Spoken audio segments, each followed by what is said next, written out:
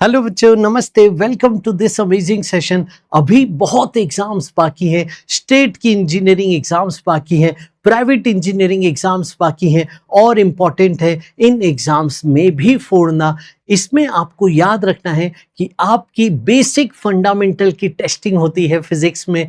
आपको basic formulas की clarity है कि नहीं, वेरिएबल बदल दें तो आप सॉल्व कर पाएंगे कि नहीं, आपको वहां पे ग्राफ्स की अंडरस्टैंडिंग है कि नहीं, कंसेप्ट की कंप्लीट क्लियरिटी है कि नहीं, बेसिक प्रॉब्लम सॉल्विंग आपसे पूछी जाती है। तो वो आज हम सीखेंगे आईआईटी 2025 के पेपर को कंप्लीटली सॉल्व करके। आइए बच्चों, स्टार्ट करते हैं सेशन। और मैं एक चीज और बता दूं, अगर आप सीरियस आईआईटी और नेक्स्ट के एस्पिरेंट हैं तो आपको पता है कि आपको पेपर फोड़ने के लिए सबसे इंपॉर्टेंट होता है पेपर के मॉक टेस्ट देना। एक बहुत अच्छी टेस्ट सीरीज होना, वो आपको मिलेगी क्विजर प्लेटफॉर्म पे, लिंक है डिस्क्रिप्शन में। अभी जाके उसको चेकआउट करो और उसमें सारी डिटेल्स हैं, बहुत सारे रेलिवेंट वहां पे टेस्ट हैं, अपडेटेड है न्यू पैटर्न के हिसाब से।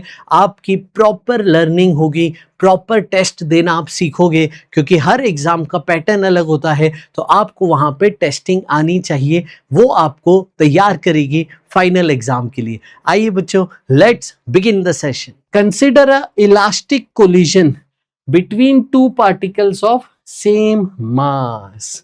बच्चों, सेम मास गिवन है, आप सेम मास, और साथ ही साथ आपको कहा गया है इलास्टिक कोलिजन। तो बच्चों बताओ तो जरा, इससे सुन के तुरंत क्या याद आ गया? इससे सुन के हमें ये याद आ गया, आपकी वेलोसिटीज इंटरचेंज हो जाती है। सेम मास का इलास्टिक कोलिजन होता है तो वेलोसिटी इंटरचेंज हो जाती है। इसका मतलब क्या है? जो ए की वेलोसिटी है वो बी को मिल जाएगी, जो बी की वेलोसिटी है वो ए को मिल जाएगी। मान लीजिए इनकी वेलोसिटी वी ए, इनकी velocity v b. After collision क्या होगा? जस्ट आफ्टर कोलिजन ए को इनकी वेलोसिटी मिल जाएगी वी बी, और बी को बेटा ए की वेलोसिटी मिल जाएगी। यस, तो इंटरचेंज हो जाएगा, इसकी इसको, इसकी इसको, ऐसे इंटरचेंज हो जाएंगी वेलोसिटीज। अब ध्यान से देखते हैं किस हमें डायग्राम में ये मिल रहा था। जब भी ग्राफ वाले सवाल आ जाते हैं ना, देखो आपको खुद से ग्राफ नहीं बनाना है, आपको इन ग्राफ में ऑप्शन सेटिस्फाई करना है। आपको ये पता करना है कि कौन सा एलिमिनेट कर दिया जाए और कौन सा सिलेक्ट कर लिया जाए। आइए देखिए कैसे। यहां पे देखिए वेलोसिटी टाइम ग्राफ ये रहे, ये जो सेकेंड ग्राफ है वो वेलोसिटी टाइम ग्राफ है। देखिए यहाँ पे ए की वेलोसिटी ज्यादा दिख रही है, ऊपर है, बी की वेलोसिटी कम दिख रही है, नीचे है। बी की वेलोसिटी बाद में ये हो गई, ए की वेलोसिटी बाद में ये हो गई। यहाँ पे दिख रहा है इंटरचेंज, तो this is option to be consider. यहाँ पे आते सी ऑप्शन में भी सेम पैटर्न। यहाँ पे देखिए बी ऑप्शन में इंटरचेंज नहीं हुआ, रिजेक्टेड। यहाँ पे देखिए डी ऑप्शन में भी इंटरचेंज नहीं हुआ, बी की सेम रही, ए की सेम रही, रिजेक्टेड। अब हमारे सामने ए और सी ऑप्शन हैं, इन्हें देखिए कैसे वेरीफाई करेंगे। तो यहाँ पे ये ए की वेलोसिटी है, ये एंगल देखिए, ए की वेलोसिटी का एंगल ज्यादा है, यानी ए का स्लोप ज्यादा है। This was a distance versus time graph. Distance time graph में जो स्लोप होता है वो वेलोसिटी बताता है। तो इस डायग्राम में देखिए आपके पास दो लाइंस थी, एक ये लाइन थी ए की इनिशियल वेलोसिटी, और बी लाइन का आप अगर स्लोप देखेंगे तो वो एंगल हमें कम दिख रहा है। तो ए की स्पीड पहले ज्यादा है, बी की स्पीड पहले कम है। वही सेम हमें यहाँ भी रिप्रेजेंट होता हुआ दिख रहा है। इधर आते हैं सी पे, चेक करते हैं। तो यहाँ पे देखिए ए की स्पीड ज्यादा है, लेकिन इस डायग्राम में देखिए तो ए को नीचे बनाया गया है। यहाँ पे देखिए फर्स्ट डायग्राम तो सेम ही था दोनों में, दोनों केस में ए का स्लोप ज्यादा है, ए का एंगल ज्यादा है।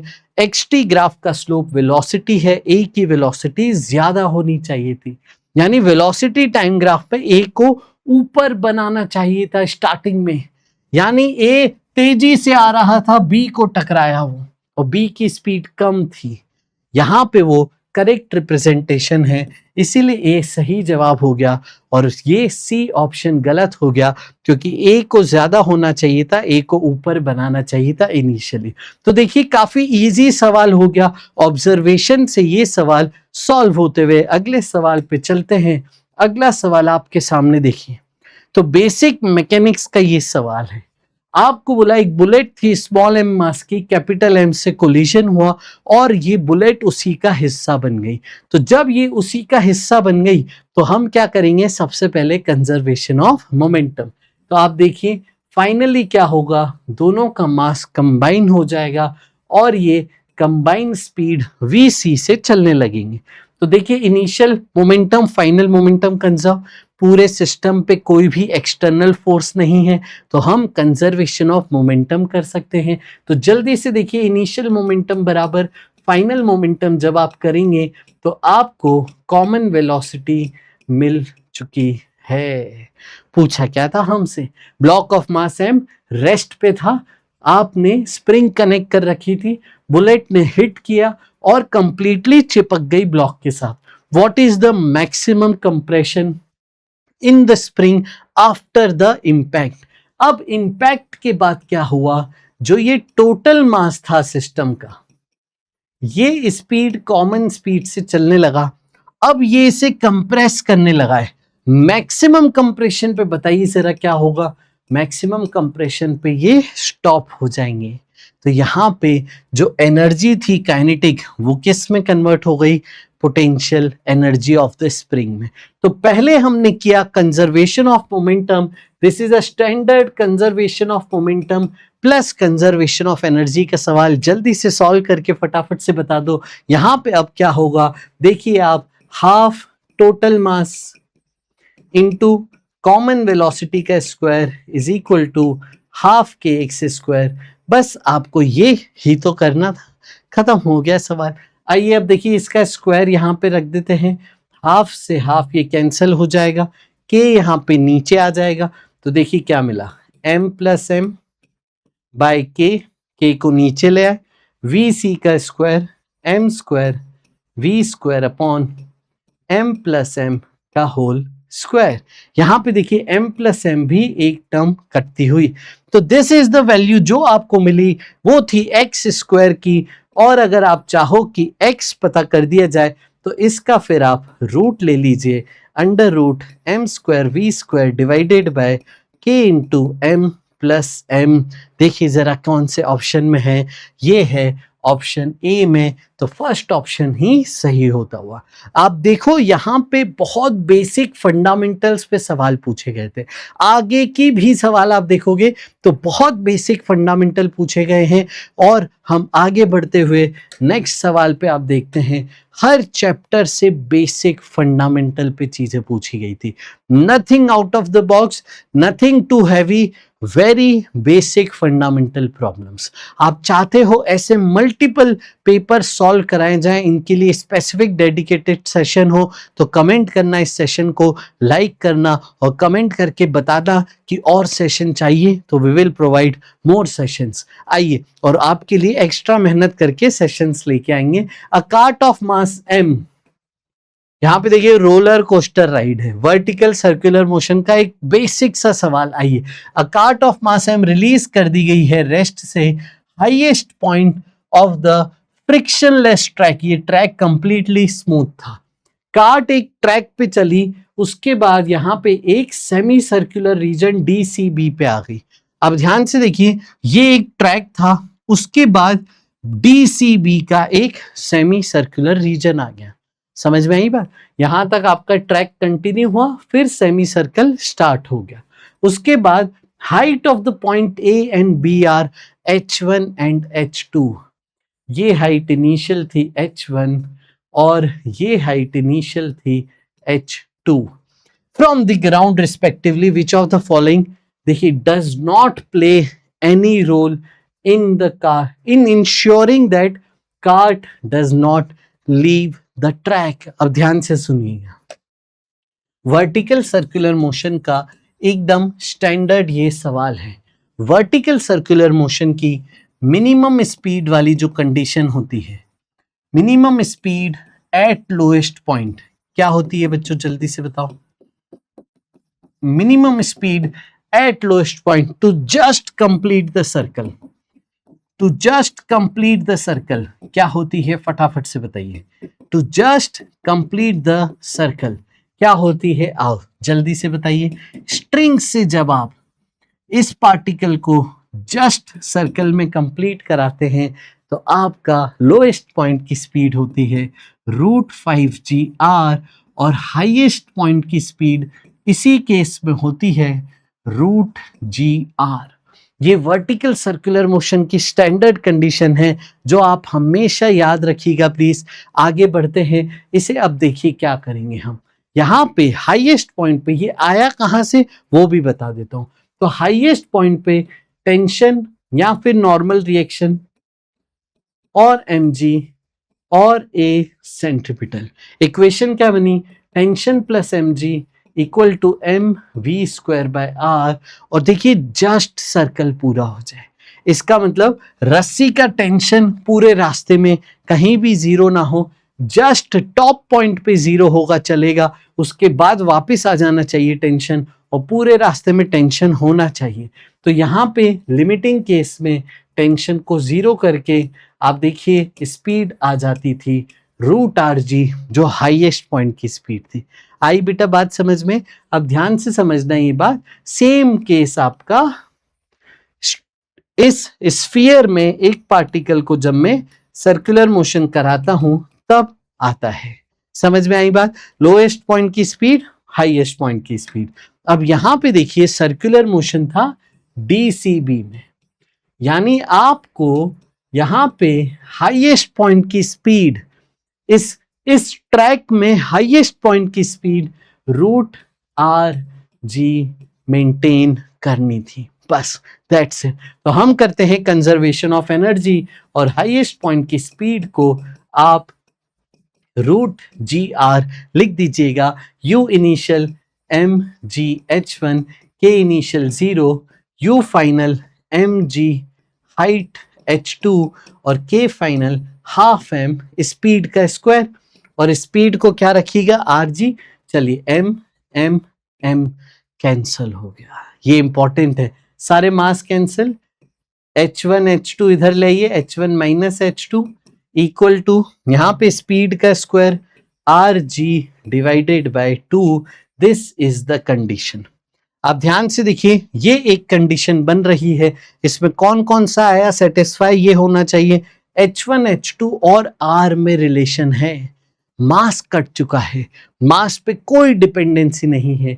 ऑप्शंस देखिए यहाँ h1 h2 r है कंडीशन में, मास नहीं है, डज नॉट पूछा था इसलिए मास पे कोई डिपेंडेंसी नहीं है, वो तो कट गया। जो भी डिपेंडेंसी है हाइट्स पे और रेडियस ऑफ द सर्कल पे है। तो ध्यान रखिएगा, ये सब चीजें हर एग्जाम के लिए बहुत इंपॉर्टेंट हो जाएगा। चाहे आप आईआईटी नहीं दे रहे हैं, डिफरेंट एग्जाम्स दे रहे हैं, तो भी आपको ये सेशन बहुत हेल्पफुल होने वाला है। आइए let's come. Circular disc of mass m रेडियस r is rotating clockwise with uniform angular velocity omega about the axis passing through the center normal to the disk. At time 0, torque is applied in opposite direction. What is the displacement just before it starts rotating counter clockwise? ये एक सवाल ऐसा है, ध्यान से समझिए कि आप पहले ईस्ट में जा रहे थे, फिर बाद में वेस्ट जाना चालू करेंगे।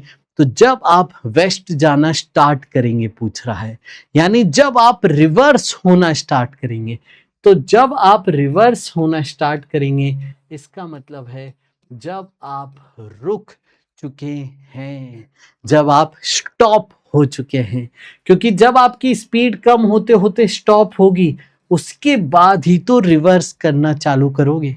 Yes, M I right? यानी ये स्टॉप होने तक का एंगुलर डिस्टेंस पूछ रहा था। तो काइनेमेटिक्स में अगर आप स्पीड u से चले और स्टॉप हो गए तो स्टॉपिंग डिस्टेंस कितना होता था, जल्दी से बताइए तो जरा। स्टॉपिंग डिस्टेंस होता था v²/2a अगर आपकी इनिशियल स्पीड v होती थी। एम आई राइट बच्चों? u के टर्म में याद करते हैं बच्चे इसे, क्योंकि इनिशियल स्पीड u लिखते हैं, चलो u के टर्म में बोल देता हूं मैं, इनिशियल स्पीड u तो u स्क्वायर बाई 2 है। सेम सवाल यहां पे नहीं दिख रहा है। आपकी एक डिस्क थी जो क्लॉकवाइज घूम रही थी, उल्टे डायरेक्शन में टॉर्क लगाया तो धीरे धीरे स्टॉप हो चुकी है। जितनी देर में वो स्टॉप हुई उतनी देर में कितना एंगल कवर हो चुका है, तो स्टॉपिंग एंगुलर डिस्प्लेसमेंट पूछा था। सेम फॉर्मूला अगर मैं लगाऊं तो ओमेगा इनिशियल का स्क्वायर डिवाइडेड बाय 2 अल्फा, ये हो गया स्टॉपिंग एंगुलर डिस्प्लेसमेंट। है कि नहीं बच्चों? सही है, कर सकता हूं इसे। तो ये मैं शॉर्ट ट्रिक से बता रहा हूं, काइनेमेटिक्स की इक्वेशन लिख के भी बता दूंगा। अब आ जाओ यहां पे अल्फा कैसे लिखा जाए, बताइए जरा। तो टॉर्क बेटा क्या होता है, I alpha, M I right? तो अल्फा क्या हो गया, टॉर्क अपॉन आई, यहां पे रख देते हैं। तो 2 torque upon I, this is the answer. Yes, mod क्यों लगा रहे सर? क्योंकि देखो एक्सेलरेशन नेगेटिव होगा ना, तो माइनस साइन नहीं लगाना, एक्सेलरेशन का मॉड लेना है, इसीलिए आपको यहाँ पे मॉड लगा रहे हैं। क्योंकि डिस्टेंस देखो पॉजिटिव आता था, मॉड लगा के यहाँ पे भी आपको मैग्नीट्यूड बताना है। अल्फा नेगेटिव होगा क्योंकि रिटार्डेशन है, अपोजिट डायरेक्शन में है, तो उसका मैग्नीट्यूड रखिएगा, इसीलिए मॉड लगा रहे, बस और कुछ नहीं। तो यहाँ पे देखिए आप, ओमेगा नॉट स्क्वायर, डिस्क का moment of inertia centre axis के about, M R square by 2, torque दिया T, this is the answer. खत्म सवाल। Omega naught square M R square by 2, M R square by 2, और एक 2 और है, 2 2 हो गए। आई का M R square by 2, omega naught square by 2 into T, है ना। एक 2 फॉर्मूला में आया और एक 2 मोमेंट ऑफ इनर्शिया में, तो ये आंसर हो गया omega naught square M R square divided by 4t। देखिए यहां पे कौन सा ऑप्शन मैच कर रहा है, देखिए आपसे theta measured in clockwise direction पूछा था, यानी क्लॉकवाइज में ही कितना चला। यस, तो क्लॉकवाइज में ही चला, इसीलिए आप पॉजिटिव ही यहां पे रिप्रेजेंट करेंगे, ठीक है, उल्टे डायरेक्शन में नहीं, क्लॉकवाइज में ही चला। और omega square M R square by 4t is the correct answer. आगे बढ़ते हैं अगले सवाल। अच्छा सर काइनेमेटिक्स से भी बता दो, तो देखो इक्वेशन से कैसे बताएंगे। इनिशियली ओमेगा नॉट आपने स्पीड दी थी, torque equal to I alpha, alpha हो गया आपका टॉर्क अपॉन आई, लेकिन वो नेगेटिव, तो अल्फा को लिखोगे minus torque upon moment of inertia. Finally आप स्पीड क्या लिखोगे, तो इससे बोला था कि रिवर्स होना स्टार्ट करे just before it starts moving anti clockwise. तो रिवर्स हमने सीखा कब होता है, जब फाइनल स्पीड 0 होगी, उसी के बाद तो रिवर्स करेगा।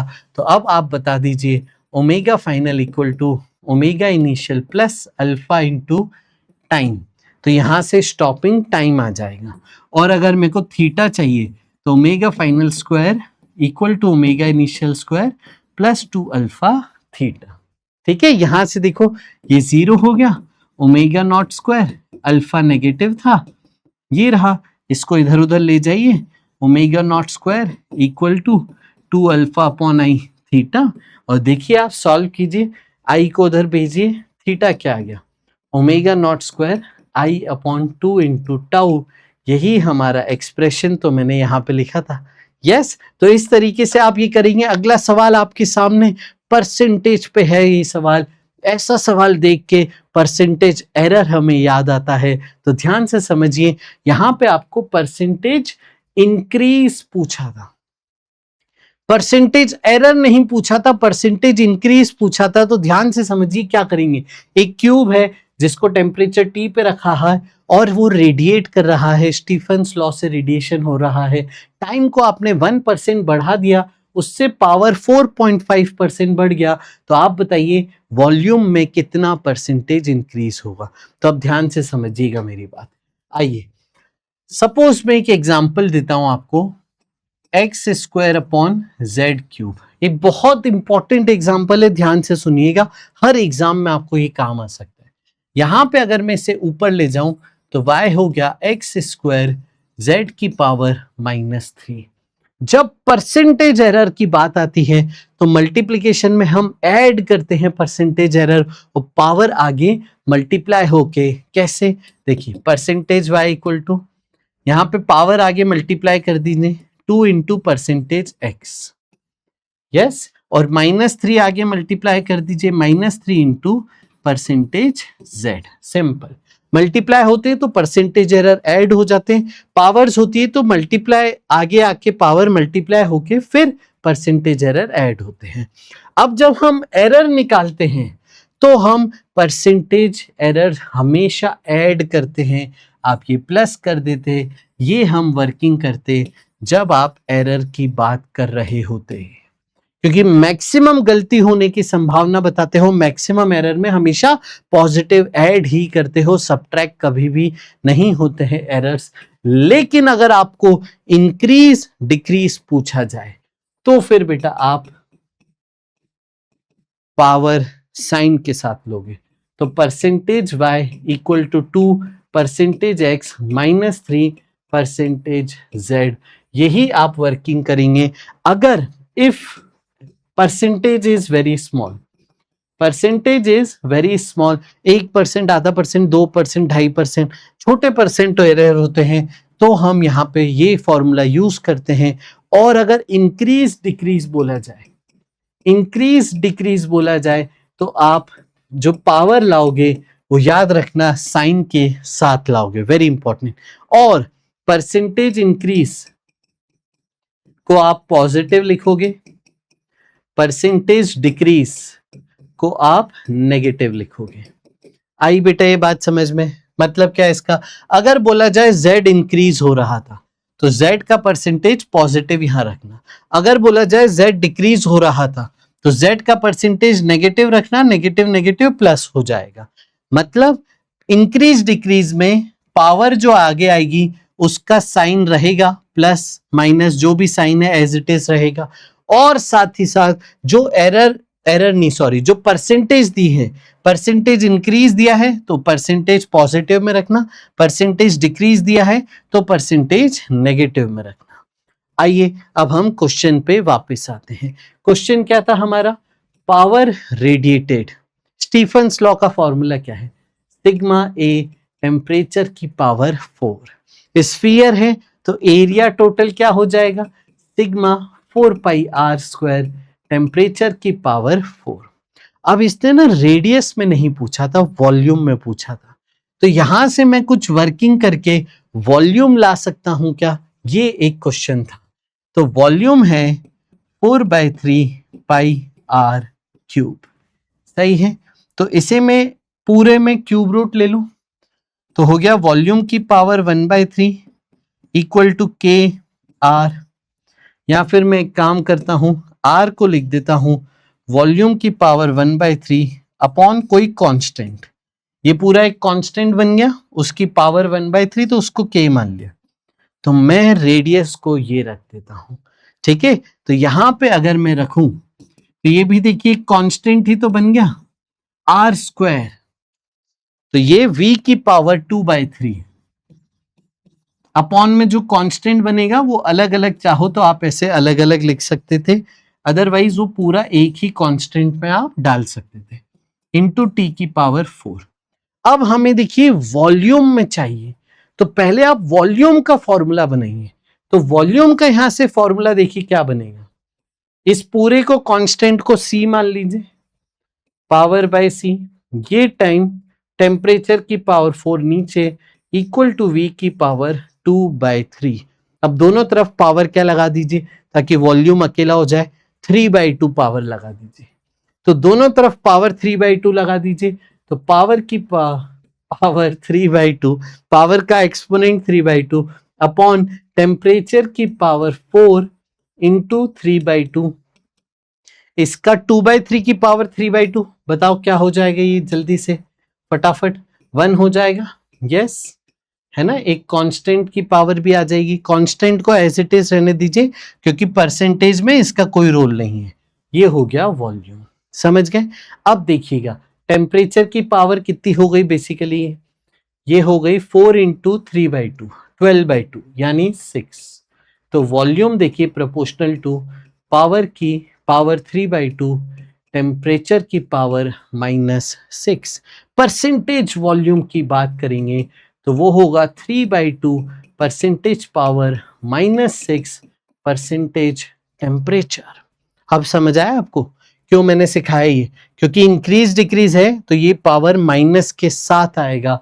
यहाँ पे अब देखिए 3/2 इंटू पावर का परसेंटेज दिया था 4.5 माइनस 6 इंटू टेम्परेचर का परसेंटेज दिया था 1।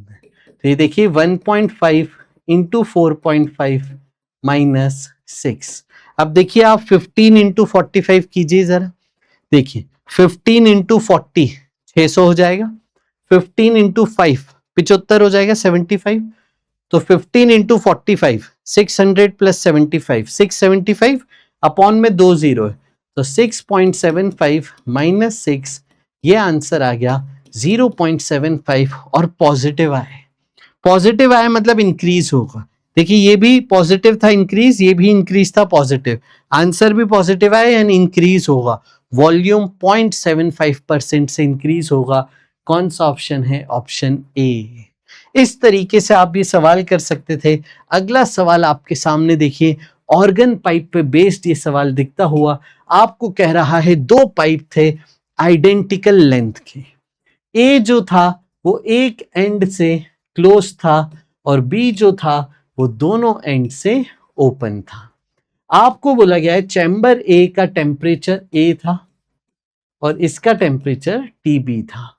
अब आपसे बोला है साउंड, यहां पे स्टैंडिंग वेव बन रही है, रेजोनेंस हो रहा है, इसका nth हार्मोनिक n8th हार्मोनिक इसके nbth हार्मोनिक से मैच हो रहा है। तो बस इन दोनों की फ्रीक्वेंसी मैच करनी थी और आपको यहां पे इनका टेम्परेचर का रिलेशन निकालना था। तो आइए इसे करते हैं जल्दी से। तो सबसे पहले मैं आपको बता दूं, ओपन ऑर्गन पाइप में सारी हार्मोनिक्स मिलती थी, first harmonic, second harmonic, third harmonic. तो nth हार्मोनिक यहाँ पे होता था n into speed bye 2l या फिर n बाय 2l और स्पीड ऑफ साउंड का फॉर्मूला है बच्चों gamma RT by m। Yes, अब आते हैं हम क्लोज्ड में। तो यहाँ पे बच्चों सिर्फ ऑड हार्मोनिक्स मिलते थे। फर्स्ट हार्मोनिक के बाद थर्ड हार्मोनिक, फिर फिफ्थ हार्मोनिक, फिर सेवेंथ हार्मोनिक। तो इसका जो जनरल फॉर्मूला लिखा करते थे आप, वो ऐसे लिखा करते थे 2n+1 harmonic equal to 2n+1 v/4l होता है यहाँ पे। तो ध्यान से सुनिएगा, इसके फॉर्मूले में डिवाइडेड बाय 2l है, इसके फॉर्मूले में डिवाइडेड बाय 4l है और मल्टीप्लाई सिर्फ ऑड नंबर से होगा। और इसका हार्मोनिक कौन सा है? ये 2n+1 हार्मोनिक। समझ गए बच्चों? अब यहां पे क्या दिया था, इसके लिए दे दिया था आपको कौन सा हार्मोनिक? nth harmonic. अब ये हार्मोनिक ऑड नंबर ही होना चाहिए। तो जो 2n+1 आप रखते थे ना, इस फैक्टर की जगह आप na रख दीजिए और ध्यान रखिएगा n है, na जो भी होगा इंटीजर ऑड इंटीजर होना चाहिए। तो आइए इन दोनों की फ्रीक्वेंसी को बराबर करते हैं। तो na v/4l is equal to nb v/2l। सही जा रहे हैं बच्चों? जल्दी से अब सॉल्व करिए फटाफट। क्या आंसर आ रहा है? देखिए l से l कट गया, यहाँ पे स्पीड भी बदल जाएगी क्योंकि आपके टेम्परेचर अलग अलग थे। तो आप देखिए ये 2 से कट के हो गया इधर 2। तो na/2 under root gamma r temperature a by m is equal to nb under root gamma r temperature b by m। अब देखिए gamma r by m cancel हो जाएगा। आपको टेम्परेचर की पावर 1 चाहिए थी तो यहाँ पे स्क्वायर कर दीजिए दोनों तरफ। तो na²/4 गामा rm काट दीजिए, रूट टेम्परेचर का स्क्वायर Ta nb² Tb। हमें क्या चाहिए था? Ta is equal to 4nb² divided by na² into Tb। This is the final answer। देखिए ये किस में हो रहा है, N B square upon 4 NA² नहीं, 4 ऊपर आना चाहिए और NB² होना चाहिए, ये मैच कर रहा है, ए से ही ये भी मैच कर रहा है। ठीक है बच्चों, तो ये हो गया इसका आंसर। आगे बढ़ते हैं अगले सवाल पे। यहाँ पे देखिए superposition of SHM, superposition of waves पे ये सवाल था। देखिए कैसे करेंगे। Consider two waves given by this and this where k is the wave number, omega is the angular frequency. Standard चीजें बोली गई हैं। आपसे बोला है इन दोनों का जो रिजल्टेंट है उसका एम्पलीट्यूड AS और जो रिजल्टेंट है उसका phase difference with y1 is phi. y1 आपका ये वाली वेव है, इससे फेज डिफरेंस बताना है और नेट एम्पलीट्यूड और नेट फेज आपसे पूछा था। तो आ जाओ इसे करते हैं। कैसे करें इसे, तो हम यहाँ पे फेजर में बनाते थे, फेजर में बना के रिजल्टेंट लेते थे। यस, तो आ जाइए जल्दी से यहाँ पे इसका इनिशियल फेज बताइए। टाइम 0 और x 0 रखिए तो इनिशियल फेज आ गया 0, तो इसका एम्पलीट्यूड 0 डिग्री पे बनाएंगे a। इसका इनिशियल फेज बताइए। इसका भी सर 0 दिख रहा है मेरे को, गलत, ये कॉस में है, कॉस में मत करिए, सब कुछ साइन में करिए। तो इसे आप देखिए क्या लिखेंगे, y2 को, y2 को लिखेंगे √3a, कॉस को लिखिए साइन थीटा प्लस 90 डिग्री, यानी एज इट इज ये kx minus omega T plus π/2 लिखिए प्लस 90 डिग्री। तो साइन थीटा प्लस 90 हो जाता है कॉस थीटा। कॉस थीटा से स्टार्ट हो रही है ना कोई एक्सप्रेशन, कॉस थीटा में है, मतलब उसकी वैल्यू एक्सट्रीम से चालू होती है। देखिए टाइम 0 x 0 रखिए तो cos 0 1 हो जाता है। तो ये एक्सट्रीम हाईएस्ट एम्पलीट्यूड से स्टार्ट हो रहा है, हाईएस्ट मैग्नीट्यूड ऑफ डिस्प्लेसमेंट से स्टार्ट हो रहा है। यस, हाईएस्ट डिस्प्लेसमेंट से स्टार्ट हो रहा है, इसलिए कॉस है, और ये मीन से स्टार्ट हो रहा है। यहां पे आप कॉस को हमेशा साइन में करेंगे ना, तभी आप फेज डिफरेंस इजीली देख पाएंगे। तो जल्दीबाजी में इसका फेज 0 मत बोलिएगा। अब देखिए यहाँ पे ये 90 डिग्री है, टाइम 0 x 0 पे 90 डिग्री, तो 90 डिग्री पे हम बनाएंगे √3a। बस हो गया खत्म। इनका रिजल्टेंट लीजिए। अब देखिए इनका रिजल्टेंट क्या आ जाएगा, रिजल्टेंट √x² प्लस y²। तो ये देखिए क्या आ गया, a² प्लस 3a², 4a² का रूट यानी 2a। This is the net amplitude. अब रिजल्टेंट का y1 से एंगल, y1 कौन है, ये a, तो इससे एंगल मतलब ये एंगल फाई पूछा जा रहा था। देखिए आप यहाँ पे पैरेललोग्राम पूरा करेंगे तो बेस a, इस ट्रायंगल में परपेंडिकुलर y √3a और ये फाई, tan फाई देखिए क्या आ गया, परपेंडिकुलर अपॉन बेस √3। यस, तो फाई कितना हो गया 60 डिग्री, रेडियन में π/3।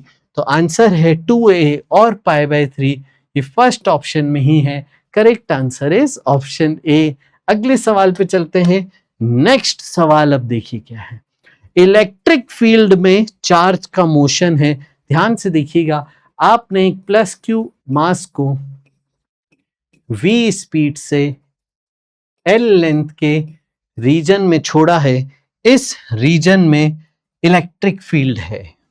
ठीक है, ये बात समझ में आई। तो सबसे पहले इलेक्ट्रिक फील्ड y डायरेक्शन में दी थी, तो जो भी इस पे फोर्स लगेगा वो y डायरेक्शन में लगेगा इलेक्ट्रिक फील्ड के कारण।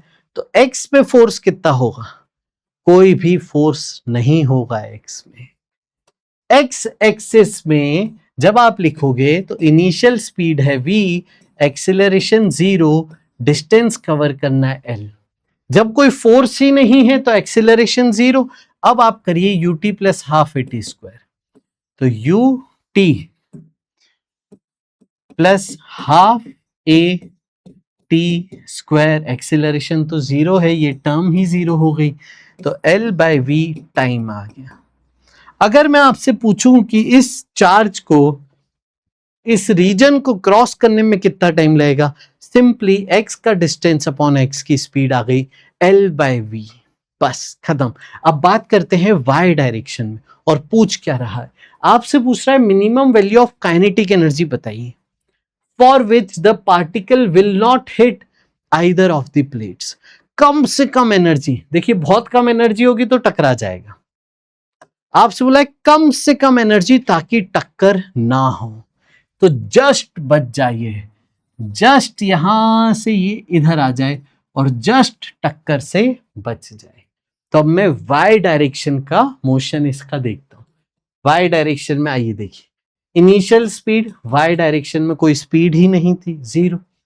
एक्सिलरेशन अब देखिए, यहां पे आपका चार्ज 1e है, यस। इलेक्ट्रिक फील्ड नीचे की तरफ लग रही है। मान लीजिए, चलिए पॉजिटिव चार्ज है कि नेगेटिव, यहां पे अभी कुछ दिया नहीं है तो पॉजिटिव चार्ज ही मान लेते हैं।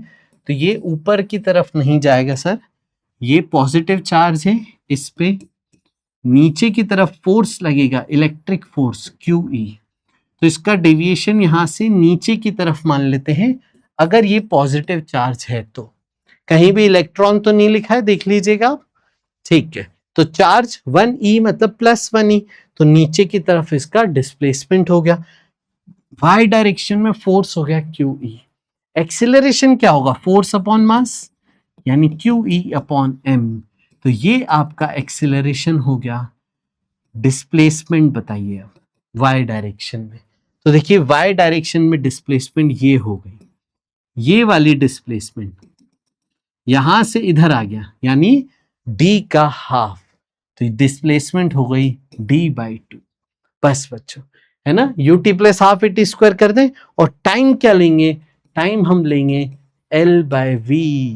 तो आइए जल्दी से S equal to ut plus half AT square, u यहाँ पे बेटा 0 हो गया है, S d/2 equal to half QE/m into T square L/v का स्क्वायर। सही जा रहे। अब देखिए यहां से पूछा क्या था हमसे, काइनेटिक एनर्जी mv²/2। यहां पे देखिए mv² बन रहा है, तो इससे सॉल्व करते हैं।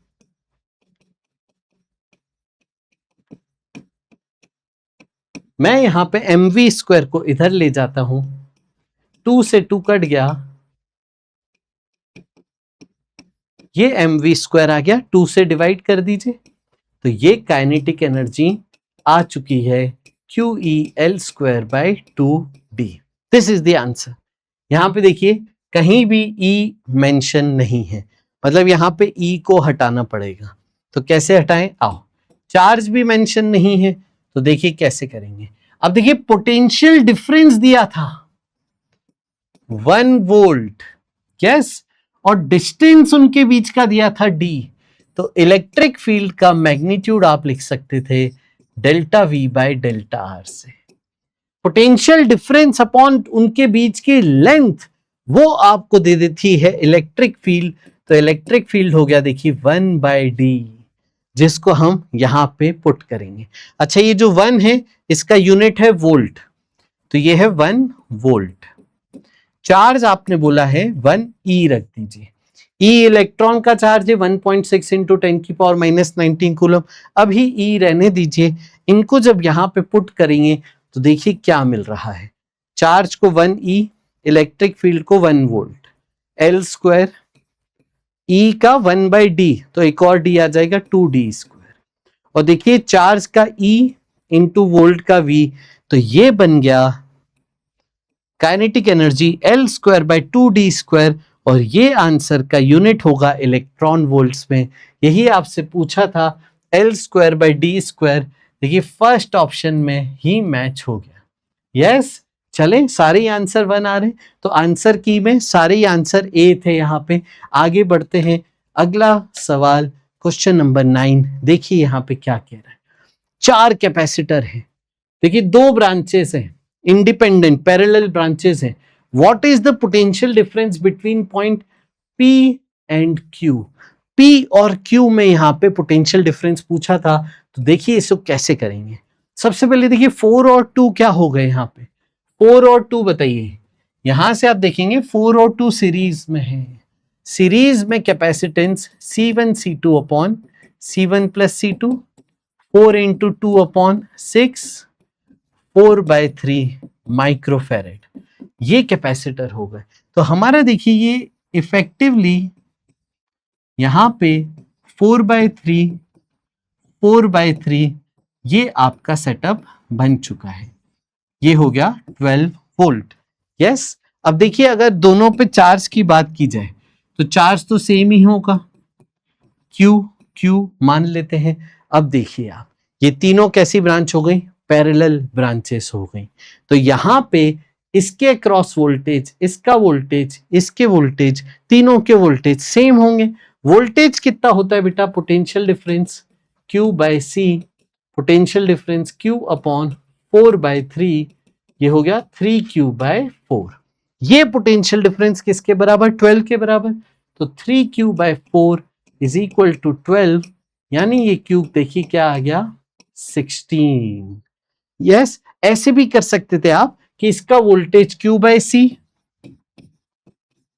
इज इक्वल टू इसके बराबर, तो Q देखिए 4/3 इंटू 12 माइक्रो, वो आ गया 16 माइक्रो, है ना, जैसे हम करते Q इक्वल टू CV, बस। तो Q equal to CV 16 micro charge आ गया। तो इस ब्रांच में चार्ज है 16 माइक्रो, यानी इस ब्रांच में चार्ज है 16 माइक्रो। इसमें भी सेम, तो इसमें भी 16 माइक्रो। जो इस पूरी ब्रांच में चार्ज है वही इन दोनों पे इंडिविजुअली चार्ज है, और जो इस ब्रांच में चार्ज है वही इन पे इंडिविजुअली चार्ज है, यानी इन चारों पे चार्ज सेम ही है। समझ गए? तो हमारा चार्ज आ चुका है Q इक्वल टू 16 माइक्रो। अब देखिए आपको क्या दिया था। अब आप नोडल एनालिसिस से भी कर सकते, बेसिक लूप से भी कर सकते, दोनों आपको सिखा देता हूं। तो आ जाओ, पहले हम P से Q की तरफ अगर चलना चाहें तो कैसे चलेंगे। P से नीचे आओगे तो ये देखिए माइनस से प्लस गए तो पोटेंशियल बढ़ा, राइज। यस, और फिर यहां से इधर आए तो प्लस से माइनस, पोटेंशियल कम हो गया, ड्रॉप। सही जा रहे हैं बच्चों? तो आप क्या लिखोगे, potential of P plus Q/4 micro minus Q/2 micro equal to potential of Q। तो Vp माइनस VQ देखिए क्या आ गया, 2Q/2 micro minus Q/4 micro. Q था 16, 16/2 8 माइनस 16/4 4, आंसर आ गया 4 वोल्ट। समझ गए बात? आ गया ये आंसर। अब देखो दूसरे तरीके से बताता हूं, नोडल एनालिसिस से। नोडल एनालिसिस में हम नोड के वोल्टेज अज्यूम कर लेते हैं। तो नेगेटिव बैटरी को 0 वोल्ट, यहां पे 12 वोल्ट, तो ये हो गया 12 वोल्ट, ये हो गया 0 वोल्ट। समझ गए? अब देखिए इसके अक्रॉस जाएंगे तो पोटेंशियल डिफरेंस कितना आएगा, इसका पोटेंशियल डिफरेंस Q/C 16/4 यानी 4, तो 4 वोल्ट का ड्रॉप है, तो 12 में से 4 गए 8 वोल्ट, फिर यहां पे 8 वोल्ट का ड्रॉप होगा। ठीक है, अब देखो 2 के अक्रॉस 8 वोल्ट का ड्रॉप है, Q/C 16/2 8, तो 12 में से ड्रॉप हुआ 8 का, तो बचा कितना, 12 माइनस 8 4 वोल्ट, और यहां पे 4 का ड्रॉप है तो 0। तो इस तरीके से P और Q का वोल्टेज आ गया, क्योंकि चार्ज तो पहले ही आ गया, तो इसके अक्रॉस पोटेंशियल डिफरेंस आ गया। 12 में से 4 माइनस किया, इसका वोल्टेज आ गया। 12 में से 8 माइनस किया, इसका वोल्टेज आ गया। यस, अब P और Q का वोल्टेज आ गया है। पूछा क्या था, P और Q का पोटेंशियल डिफरेंस 8 माइनस 4, आंसर आ गया 4। Option A is the correct. आगे चलते हैं अगले सवाल पे। ये देखिए अगला सवाल, ये सवाल लेंज लॉ पे बेस्ड है क्या? ये नहीं, ये सवाल मैग्नेटिक फोर्स पे बेस्ड है, हेलिकल पाथ पे बेस्ड है, और आपसे पूछ रहा है कि पिच और रेडियस क्या होगा। तो आ जाओ जल्दी से बात करते हैं। जब भी कोई स्पीड मैग्नेटिक फील्ड के किसी एंगल पे आप फायर करते हैं, प्रोजेक्ट करते हैं किसी एंगल पे, तो पाथ कैसा होता है? पाथ हेलिकल होता है। यस, रेडियस का formula m into V perpendicular upon Q B, और पिच का formula v parallel into time period. Time period क्या होता है यहां पे? टाइम पीरियड तो आपका standard 2πm upon Q P, ये आपके एक पूरा कंप्लीट रिवॉल्यूशन का टाइम। ठीक है, इसमें रेडियस और v नहीं आते हैं। अब देखिए आपसे क्या पूछा था, वेलोसिटी ना डायरेक्ट नहीं दी थी, मैग्नीट्यूड और एंगल ये सब डायरेक्ट नहीं दिया था, आपको बोला था वेक्टर फॉर्म में वेलोसिटी दी है। तो वेक्टर फॉर्म में वेलोसिटी दी थी v equal to V naught I plus J minus K. तो यहां पे जो वेलोसिटी है वो क्या है, वो उसका मैग्नीट्यूड है बेटा। यस, तो इसका मैग्नीट्यूड क्या होगा, देखो under root X square plus Y square plus Z square, है ना, स्क्वायर करेंगे ये आ जाएगा वी नॉट रूट 3। उसी तरीके से मैग्नेटिक फील्ड भी यहाँ पे जो है वो मैग्नेटिक फील्ड का मैग्नीट्यूड है। अगर आपको वेक्टर दिया है तो उसका मैग्नीट्यूड लेंगे हम।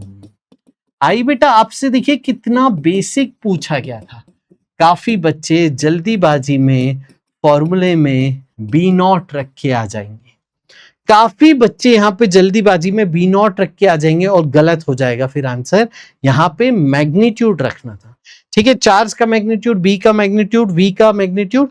अब ये एंगल लेना है तभी तो कंपोनेंट ले पाएंगे, तो एंगल कैसे लें, तो दो वेक्टर के बीच में एंगल कैसे निकालते हैं हम, डॉट प्रोडक्ट से। तो v dot b is equal to mod b cos theta, a dot b equal to mod b cos theta, same working, mod v root 3 v naught, mod b root 3 b naught. Yes बच्चों, अब आ जाओ जल्दी से यहाँ पे v dot b क्या होगा, dot product लीजिए, i का i से 1, j का j से 1, k का k से ये -1, 2 - 1 1 बचेगा, डॉट प्रोडक्ट 1।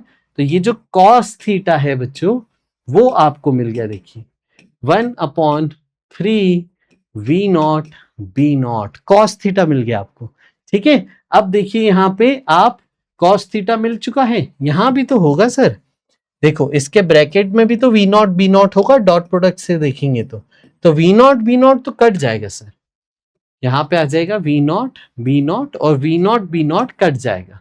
अब देखिए यहाँ पे cos थीटा है 1/3, तो base upon hypotenuse, Pythagoras theorem लगाओ, परपेंडिकुलर 9 - 1 8, तो साइन थीटा कितना होगा, परपेंडिकुलर अपॉन हाइपोटेनियस यानी 2√2/3।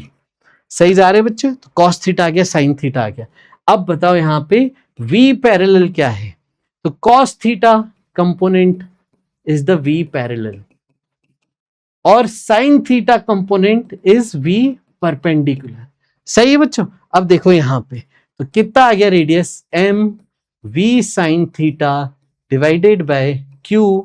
अच्छा v की जगह क्या लिखेंगे सर, चलो वो बाद में लिखते हैं, अपॉन क्यू बी। अब आ जाओ रेडियस देखते हैं, तो m अपॉन क्यू, v की जगह मैग्नीट्यूड उसका, साइन थीटा की जगह 2√2 कितना है साइन थीटा 3, तो 2√2/3 divided by magnetic field √3 b not, ये कट गया और रेडियस आ गया 2√2/3 m v not upon q b not, ये रेडियस आ चुका है।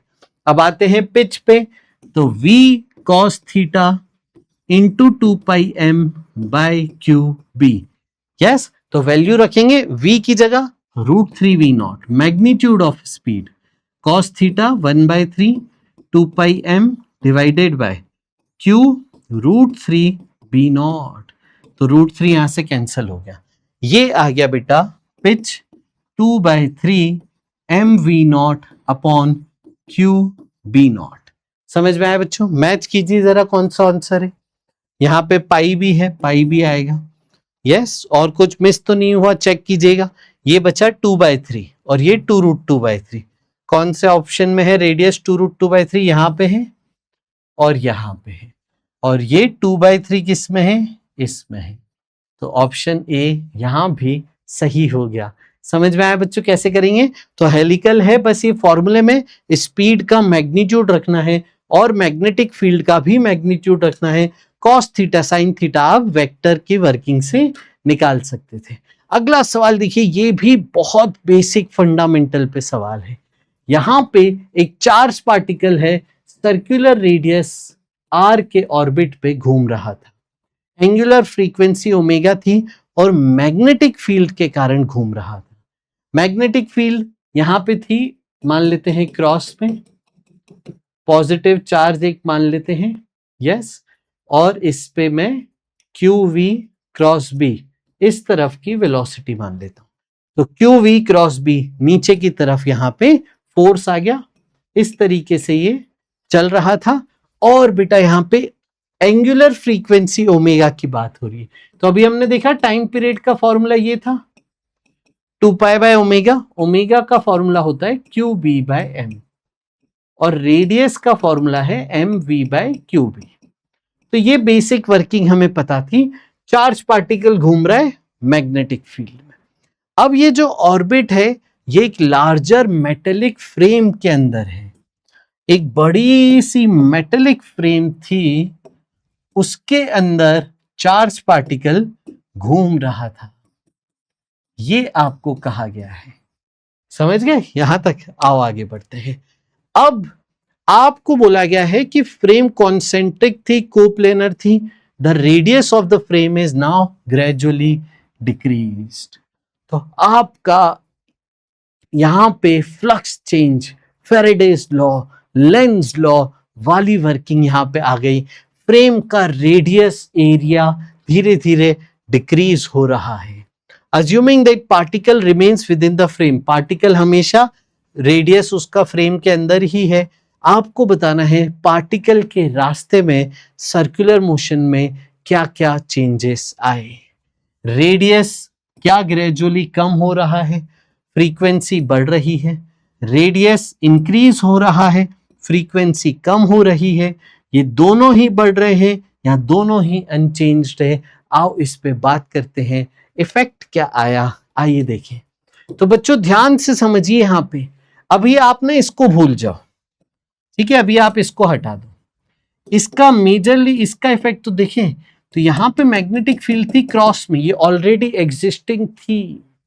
अब आपने रेडियस कम किया तो फ्लक्स डिक्रीज हो गया। फ्लक्स को डिक्रीज करने के लिए एक ईएमएफ इंड्यूस हो जाएगा, करंट इंड्यूस हो जाएगा। किस डायरेक्शन में होगा, चलो बताओ, जल्दी से बताओ, फटाफट से कमेंट करके बताओ किस डायरेक्शन में होगा। तो यहां पे इनसाइड फ्लक्स डिक्रीज हो रहा है, तो लूप में करंट ऐसा आएगा जो इसको सपोर्ट करेगा, डिक्रीज नहीं होने देगा। फ्लक्स को कांस्टेंट रखने का मन है, तो फ्लक्स कांस्टेंट कम रहेगा। जब अगर आपका साइज कम हो रहा है तो मैग्नेटिक फील्ड बढ़ जाए, फ्लक्स से बी इंटू एरिया, एरिया कम हो रहा है तो मैग्नेटिक फील्ड बढ़ाने की कोशिश करेगा इनसाइड, यानी वो क्लॉकवाइज में करंट यहां पे इंड्यूस हो जाएगा। आई बात समझ में? तो ये करंट इंड्यूस हो गया। अब मैग्नेटिक फील्ड क्या हुई, मैग्नेटिक फील्ड एक्सटर्नल जो थी वो तो थी, प्लस इंड्यूस मैग्नेटिक फील्ड आ गई। तो नेट में अंदर मैग्नेटिक फील्ड इंक्रीज हो चुकी है और अंदर आपका एक पार्टिकल पहले से सर्कुलर मोशन कर रहा है जिसके रेडियस में मैग्नेटिक फील्ड नीचे थी और ओमेगा में मैग्नेटिक फील्ड ऊपर थी। तो मैग्नेटिक फील्ड बढ़ चुकी है, ये सबसे बड़ा फैक्टर था जिसको आपको कंसीडर करना था। मैग्नेटिक फील्ड अगर इंक्रीज हो गई काफी कुछ तो रेडियस डिक्रीज होगा और ओमेगा फ्रीक्वेंसी इंक्रीज हो जाएगी। आप देखो लेंज लॉ से एक और वर्किंग समझाता हूं, अब ध्यान से सोचना। इसकी बात करें हम, इसके लिए भी लेंज लॉ पे आप सोच सकते हैं। देखिए बड़ी इंटरेस्टिंग अप्रोच बताता हूं। तो यहां पे इनसाइड अगर मैं मान लूं कि ये एक लूप होता, अगर इस लूप की कंसीडरेशन में करूं तो इस लूप में, ठीक है, यहां पे आप सबसे बड़े तो यही बेस्ट है, इससे ही आपको करना था। यहां पे ना और भी देखिए यहां पे फैक्टर होते हैं कंसीडरेशन के, इंड्यूस्ड ईएमएफ आ जाएगा, इस पे चार्जेस आ जाएंगे, तो उस डायरेक्शन में नहीं जाता हूं, थोड़ा कॉम्प्लिकेट हो जाएगा, तो इजी रखता हूं। यहाँ पे मैं यहाँ पे सिर्फ मैग्नेटिक फील्ड का इफेक्ट देख लूं, वो सबसे बड़ा इफेक्ट था। मैग्नेटिक फील्ड बढ़ गई तो रेडियस कम हो गया, ओमेगा बढ़ गया। आई ये बात समझ में? पक्का? अब यहां पे और कोई फैक्टर यहाँ पे देख रहे हैं? इसी से आंसर आ गया, आई थिंक फर्स्ट ही आ गया। यस, देखो रेडियस कम हो गई और ओमेगा बढ़ गई तो फ्रीक्वेंसी बढ़ गई। Option A is the correct answer. समझ गए बच्चों? और भी इसमें डिटेल में देखो सवाल बनाए जा सकते थे, इसको कठिन किया जा सकता था और इफेक्ट इस पे पूछे जा सकते थे, लेकिन सिंप्लीफाई रखा था। इससे मेरे को ये समझ में आ रहा है कि ये एग्जाम आपसे बहुत ज्यादा डिटेल नहीं पूछता है, बेसिक फाउंडेशन ही आपसे टेस्टिंग होती है। अगला सवाल आपका फटाफट से बता देते हैं। यहाँ पे देखिए प्रिज्म का सवाल है, उसके बाद स्लैब लगा दिया गया है और बहुत ही शानदार यहाँ पे वर्किंग है। देखिए आपको कहा गया था इक्विलेटरल ट्रायंगल है 60 डिग्री, और आपको यहाँ पे देखिए क्या कहा गया है, रिफ्रैक्टिव इंडेक्स दिया गया है इनसाइड, लाइट रे enters the prism at an angle of incidence such that it is parallel to the base. Inside की रे बेस के पैरेलल है। इक्विलेटरल ट्रायंगल ऐसा कब होता है बताओ? ऐसा होता है मिनिमम डेविएशन के केस में। मिनिमम डेविएशन का केस बताओ तो जरा कैसे निकालेंगे हम? तो जो R1 R2 है वो सेम हो जाते थे, और ये I और E है ये भी सेम हो जाते थे, याद है? यस। तो मिनिमम डेविएशन में बताओ, A इक्वल टू आप लिखते हो R1 plus R2, minimum deviation में R1 R2 सेम, तो A equal to R plus R, A दिया था 60 तो R यहां से आ गया 30, ये I ये 30। यस, अब स्नेल्स लॉ लगाइए, 1 into sine I is equal to mu 1.5 into sine R. सही जा रहे हैं बच्चे? देखिए क्या आ गया, ये 3/2 1/2, 3/4 इज इक्वल टू साइन आई, आई आ गया यहाँ पे साइन इनवर्स 3/4, और ये एंगल को आप कहते थे ई। आर दोनों सेम है तो आई और ई भी सेम होंगे। मिनिमम डेविएशन का केस है, ई मिल गया आपको साइन इनवर्स 3/4। अब ध्यान से सुनना है यहाँ पे, इसको मैं थोड़ा सा बिगर पिक्चर आपको दे देता हूं। यहां पे ये रे ऐसे आई है, ये नॉर्मल से एंगल बना रही थी, ठीक है? ध्यान से समझना, ये नॉर्मल से एंगल बना रही थी, ये मैं नॉर्मल भी बना देता हूं, ये एंगल आपको शो कर देते हैं ई। अब आपको बोला था इसी के पैरेलल एक स्लैब लगा दिया है, ग्लास स्लैब, तो ग्लास स्लैब ऐसे आपने लगा दिया है, ये ग्लास स्लैब है, ठीक है? समझ गए?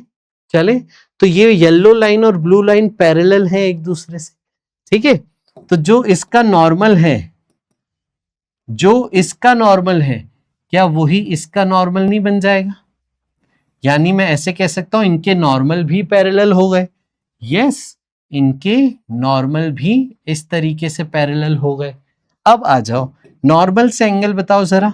देखो यहां पे ये व्हाइट कलर की लाइन नॉर्मल है और ये लाइन ई है, तो ये एंगल अगर ई है तो यहां पे ये एंगल बताओ ई हो जाएगा, ये एंगल ई हो गया। दो लाइन के बीच का एंगल जो है यहां पे वो यहां पे, यानी यहां पे इंसिडेंस एंगल ई है।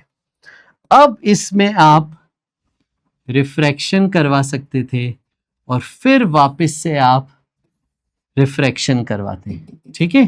थोड़ा सा डिफरेंट कलर यूज कर लेते हैं हम। ये रिफ्रैक्शन वापस से हम यहाँ पे नॉर्मल बना देते हैं, ये नॉर्मल, और फिर यहाँ पे फिर से हो गया रिफ्रैक्शन। अब मेरे को एक बात बताओ, क्या ग्लास स्लैब में आपको याद नहीं है वर्किंग कि जो रे इंसिडेंट होती थी और जो एग्जिट होती थी वो दोनों पैरेलल होती थी? अगर ये दोनों मीडियम सेम है तो ये दोनों रे पैरेलल होंगी। ये आपको पहले से पता था, ग्लास स्लैब में initial medium final medium same है तो रेस पैरेलल होती हैं, बस लेटरली डिस्प्लेसमेंट आ जाता है। लेटरल डिस्प्लेसमेंट का भी फॉर्मूला हमें याद है, तो ये एंगल सेम हो गए ई। अगर ये नहीं भी याद था तो भी आप स्नेल्स लॉ से कर सकते थे कि ये ई तो ये थीटा, अब यहाँ पे ये वर्टिकली ये देखिए ऑल्टरनेट एंगल थीटा, तो यहाँ स्नेल्स लॉ लगाएंगे तो थीटा आ जाएगा, फिर वही थीटा यहां पे होगा और फिर से स्नेल्स लॉ लगाओगे तो ये सेम ही वर्किंग बनेगी और ये जो एंगल है वापस रिपीट हो जाएगा। यानी ये ई आपसे पूछा था, ये जो एंगल है नॉर्मल से थीटा वो बेसिकली ई ही आ जाएगा, यही ई यही ई, और देखिए आपका आंसर बन गया साइन इनवर्स 3/4। Yes correct. अगला सवाल यहां पे देखिए मेलस लॉ पे बड़ा इंटरेस्टिंग सवाल, आपको बोला था कि इंटेंसिटी आई नॉट थी, यस, और फाइनल इंटेंसिटी 3I0/16 हो गई। कैसे करेंगे सर? यहां पे आपने थीटा डिग्री घुमाया है, ठीक है, ये जो आपने पोलराइजर लगाया वो आपकी इनिशियल वाइब्रेशन से थीटा डिग्री घुमा हुआ था। अब जो अगला पोलराइजर था वो इनिशियल से परपेंडिकुलर था।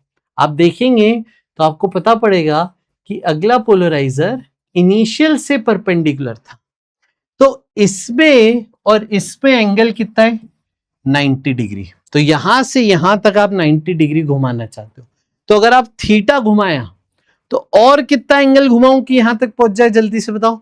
90 माइनस थीटा। यहां पे आपने थीटा रोटेट किया है वाइब्रेशन प्लेन को, यहां पे आपने 90 माइनस थीटा रोटेट किया। तो पहले आपने थीटा रोटेट किया, ऐसे दिखाता हूं, पहले आपने थीटा रोटेट किया, फिर आपने 90 माइनस थीटा और कर दिया, पहले आपने 10 डिग्री किया, फिर 80 डिग्री कर दिया, तो आप कंप्लीट 90 डिग्री रोटेशन पे पहुंच गए। अब क्या करेंगे, ये आई नॉट है, ठीक है, कॉस थीटा, थीटा का इफेक्ट है, तो मेलस लॉ क्या कहता है, यहां पे इंटेंसिटी इस स्टेप के बाद हो जाती cos square theta, intensity cos square theta हो जाती है। ये मेलस लॉ का था कंसेप्ट। अगर आपकी plane polarised light I naught intensity की आप एक पोलराइजर में डालते हैं और थीटा एंगल रोटेशन होता है वाइब्रेशन का, तो कॉस स्क्वायर थीटा फैक्टर आ जाता है। इसके बाद 90 माइनस थीटा और घुमा दिया, मतलब इसमें कॉस स्क्वायर 90 माइनस थीटा और जुड़ गया, जो कि कितना आ गया बताओ, I naught cos square theta sine square theta is equal to 3I0/16। बस इसको सॉल्व कर लीजिए, आंसर आ जाएगा। तो देखिए मैं 4 से मल्टीप्लाई और 4 से डिवाइड कर देता हूं, तो देखिए 2 साइन कॉस क्या होता है, साइन 2 थीटा, तो ये न्यूमरेटर हो गया साइन 2 थीटा का स्क्वायर, तो I0/4 साइन 2 थीटा का square is equal to 3I0/16। देखिए I0 कट गया, 4 से देखिए क्या कटा, ये 4 बच गया, तो साइन 2 थीटा का स्क्वायर 3/4, तो साइन 2 थीटा कितना हो गया, √3/2। कब होता है ये बताइए, दो केस हो जाएंगे इसके, 2 थीटा की वैल्यू जब 60 डिग्री हो, 2 थीटा की वैल्यू जब 120 डिग्री हो। यस, तो थीटा आ गया यहाँ तो 30 डिग्री, या फिर थीटा आ गया यहाँ पे 60 डिग्री। ये दोनों ही जवाब सही है। इसका मतलब यहाँ पहले 30 घुमा के फिर 60 घुमाना, या पहले 60 घुमा के फिर 30 घुमाना, तो थीटा की वैल्यू 30 60 दोनों हो सकती थी। 60 ऑप्शन में है तो 60 टिक कर दिया। Moving on to the second last सवाल, इसके बाद एक सवाल और है, electron in the ground state with energy E1। ठीक है, यहां पे जो अगला सवाल है ना बेटा, उसमें आप देखोगे, ठीक है, तो जब वो सवाल हम करेंगे तो मैं बताऊंगा, उस सवाल में मार्क्स टू ऑल मिल गए थे। यहां पे ये सवाल देखिए, ये मॉडर्न फिजिक्स पे अब आ चुके हैं हम, ये मॉडर्न फिजिक्स का एक सवाल है और ये भी मॉडर्न फिजिक्स का एक सवाल है। अब मॉडर्न फिजिक्स के बेसिक फंडामेंटल आपसे पूछे, एक एक सेगमेंट क्लियर होता जा रहा है। आपने देखा पहले मैकेनिक्स आया, उस पे बेसिक फंडामेंटल पूछे, यस, फिर यहाँ पे देखिए इलेक्ट्रिसिटी आया, मैग्नेटिज्म आया, फिर यहाँ पे अब देखिए मॉडर्न फिजिक्स आ चुका है, ऑप्टिक्स आया बीच में। तो एकदम सीक्वेंस में सवाल है और बेसिक फंडामेंटल आपसे पूछ रहा है, बस दैट्स इट। आ जाओ अब इस सवाल को देखो, आपको बोल रहा है एनर्जी इन ग्राउंड स्टेट को E1 मान लीजिए, ये ग्राउंड स्टेट की एनर्जी E1 है। अब आपको बोला है ये एब्जॉर्ब करता है फोटोन ईए एनर्जी का और हाइयर एनर्जी लेवल पे आ जाता है, nth स्टेट पे वो आ जाता है। What is the value of n, ये आपसे पूछा है कि n की वैल्यू क्या है। तो एनर्जी ऑफ n स्टेट पे वो पहुंच गया।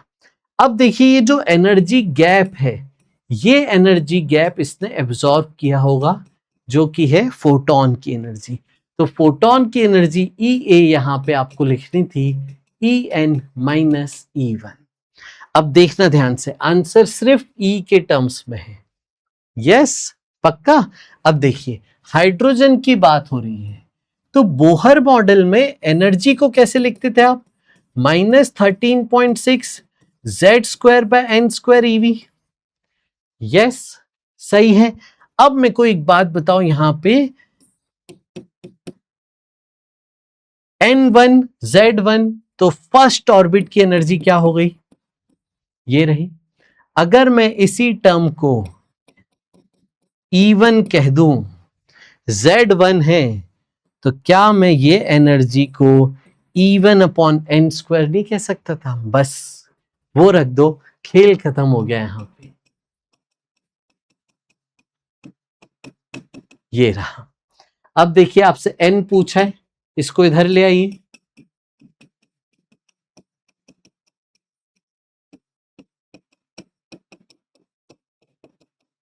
And this is the final answer. n का रूट ले लीजिए आप दोनों तरफ, तो n की वैल्यू ये मिल चुकी है E1 अपॉन E1 प्लस ए, ऑप्शन नंबर 1।